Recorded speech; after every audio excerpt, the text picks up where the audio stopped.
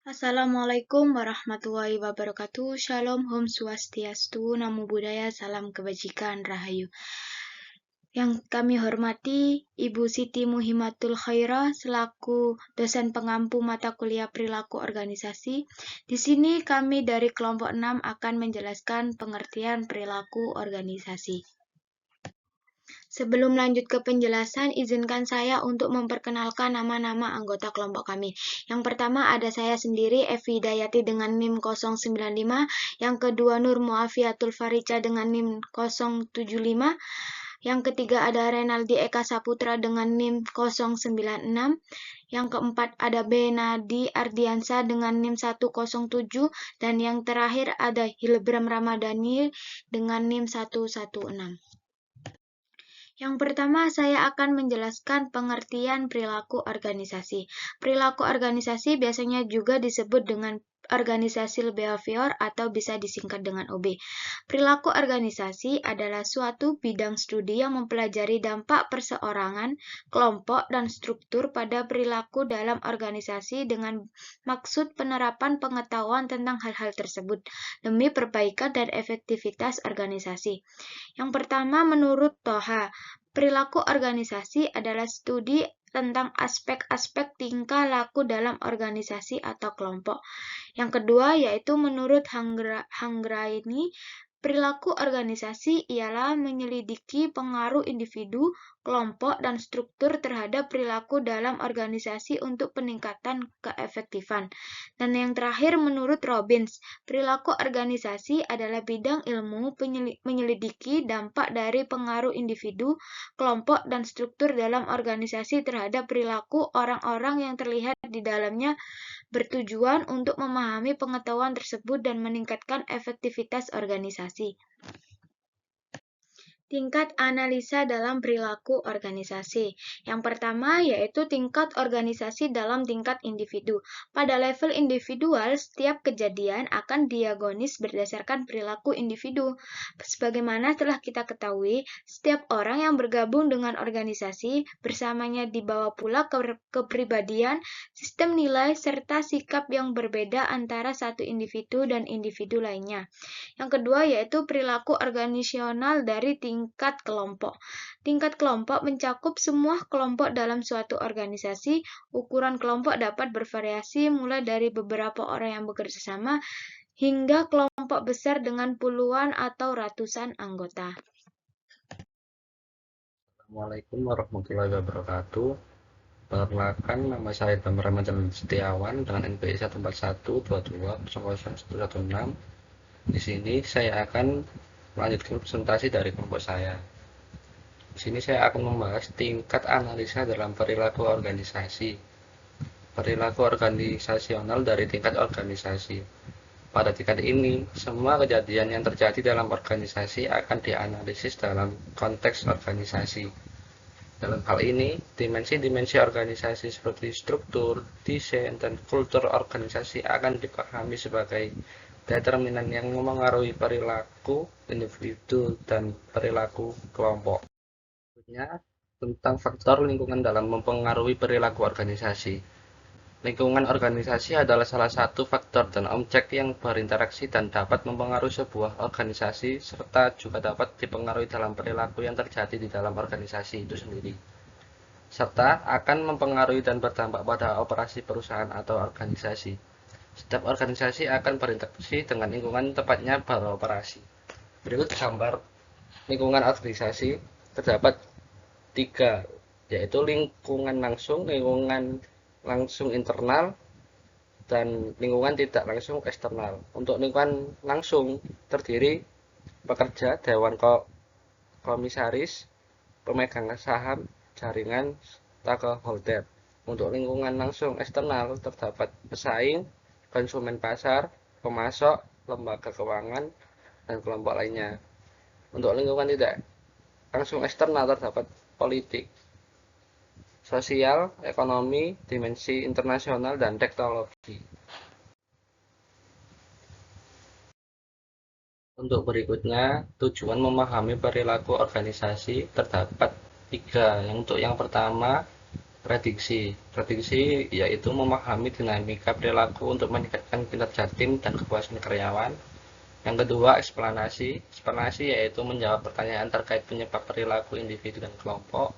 Untuk yang ketiga, pengendalian. Pengendalian yaitu strategi untuk meningkatkan efisiensi, efektivitas, dan kepuasan kerja.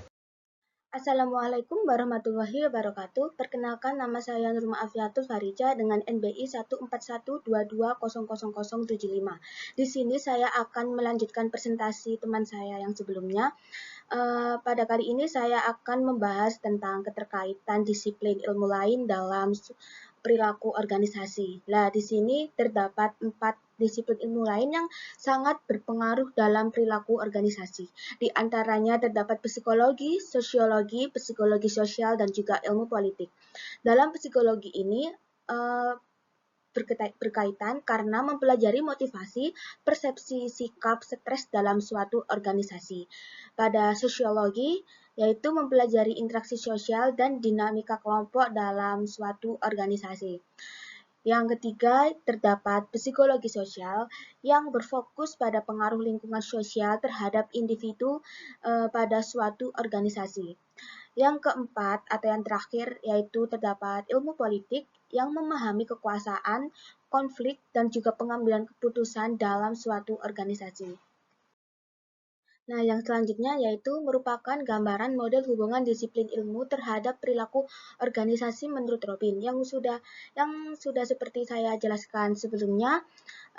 Di sini juga terdapat psikologi, sosiologi, psikologi sosial, dan juga ilmu politik. Di mana psikologi ini merujuk pada nilai individu, lalu sosiologi seperti psikologi sosial merujuk pada nilai kelompok, dan juga ilmu politik yang merujuk pada sistem organisasi, yang dimana nantinya mereka akan membentuk studi perilaku organisasi. Untuk yang selanjutnya yaitu tipe-tipe kepribadian, di mana dalam hal ini terbagi menjadi beberapa teori. Untuk yang pertama yaitu teori dari Carl Gustav Jung. Pada teori ini terbagi menjadi dua, yaitu introvert dan juga extrovert.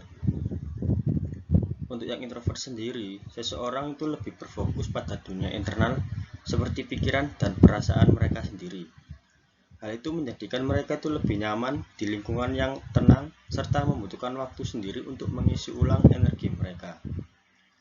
Kemudian ada extrovert, berbeda dengan introverts. Untuk extrovert sendiri, seseorang itu lebih tertarik pada dunia eksternal yang aktif, energik, menikmati interaksi sosial, serta kegiatan secara berkelompok. Yang kedua yaitu teori Galanes. Pada teori ini, kita lebih mengenal dengan teori yang mengemukakan bahwa manusia bisa dibagi menjadi 4 golongan menurut keadaan zat cair yang ada dalam tubuhnya.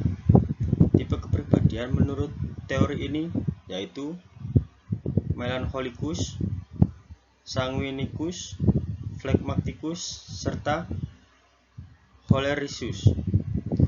Di mana untuk yang pertama yaitu melancholikus, seseorang memiliki sifat pesimis, murung, serta penuh dengan kecurigaan.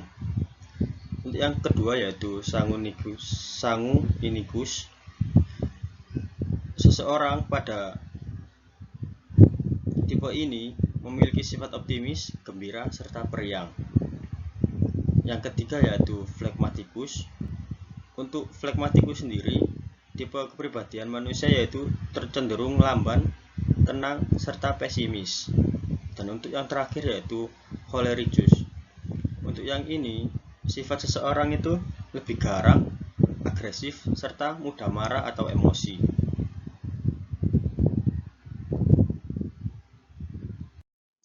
Teori yang selanjutnya berasal dari teori Kretschmer, di mana Kretschmer adalah ahli penyakit jiwa berkebangsaan Jerman yang mengemukakan adanya hubungan yang erat antara tipe tubuh dengan sifat dan wataknya. Kretschmer sendiri membagi manusia dalam 4 golongan menurut tipe atau bentuk tubuhnya masing-masing. Tipe kepribadian menurut Kretschmer adalah yang pertama ada tipe atletis. Seseorang yang berkepribadian atletis memiliki ciri tubuh yang berotot, kuat, dan berdada besar. Yang kedua ada asthenis, yaitu berkebalikan dengan ciri tubuh kurus, tinggi, lengan, dan kaki yang kecil. Selanjutnya ada pitnis, yaitu seseorang dengan bentuk tubuh gemuk, pendek, dan muka yang bulat. Dan yang terakhir ada dysplastis, yaitu campuran tipe dari ketiga tubuh di atas. Ya, teori terakhir berasal dari teori Sheldon atau yang biasa kita kenal sebagai teori bentuk tubuh. Menurut Sheldon, manusia bisa digolongkan menjadi 3 macam tipe kepribadian, yaitu yang pertama ada endomorph, yaitu manusia yang biasa bertubuh gemuk, bulat, dan tangan kaki sangat lembut. Yang kedua ada mesomorph, yaitu seseorang dengan tipe tubuh yang berotot, kuat, dengan otot yang terlihat sangat jelas. Dan yang terakhir ada ectomorph, yaitu seseorang dengan tipe tubuh yang langsing, lemah, jangkung, dan dada pipih. Biasanya orang-orang yang berkepribadian ectomorph yaitu orang-orang yang tinggi badannya. Kita masuk di slide terakhir yaitu kesimpulan.